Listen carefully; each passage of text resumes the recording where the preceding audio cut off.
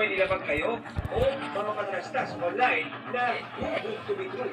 Para labanan at hindi mapintiman ng mga yan, nagsulong ng 8 paraan ang Cybercrime Investigation and Coordinating Center. Pero naman sila, Video, Miming. Una, Video. sa DICT Hotline 1326 o magpunta sa e-report ng e-code super app ng DICT.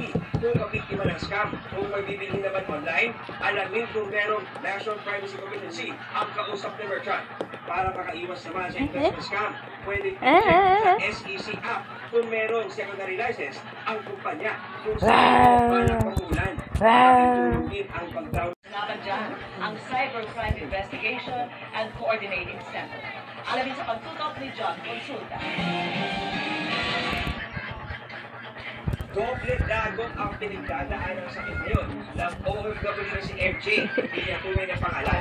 Naputulan siya ng kamay sa isang aksidente sa kanyang trabaho sa Taiwan. Lahat at natangian pa umana siya ng 270,000 pesos sa bank account. Pera na inibigay niya dapat sa kanyang pamilya.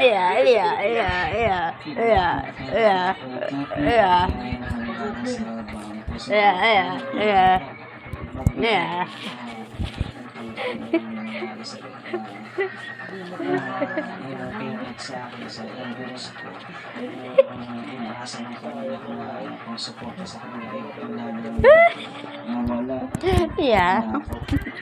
Ang malaki na nangyari kay MJ, isa sa mga halimbawa ng itinuturing na 12 scams of Christmas o mga pinag-inaasahan kang asang pila lalo kayo magpapasok. Kabilang dyan ang mga fake online charity, pati yung mga link sa email at text na kinuha sa informasyon nyo para mga scam. Pwede di ba fake delivery kahit scam sa online shopping, love scam na lumatarget sa malalapit ng Pasko,